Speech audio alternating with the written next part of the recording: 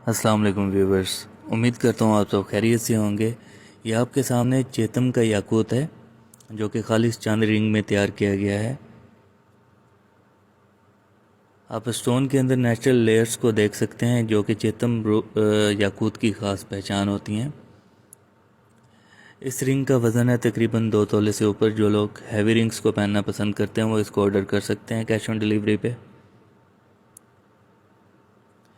हमारे stone 100% original होते हैं क्योंकि हम इनकी कटिंग खुद करवाते हैं।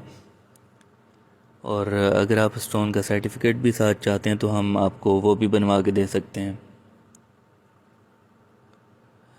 इस रिंग की प्राइस है 15,000। दिए गए नंबर्स पर रब्ता करके आप इसको परचेज़ कर सकते हैं। लाइट के अंदर आप देख सकते हैं कि इसकी लेयर्स कितनी वाज़ेह नज़र आ रही हैं। तो मिलते हैं इंशाल्लाह नेक्स्ट वीडियो में, तब तक के लिए अल्लाह हाफिज़।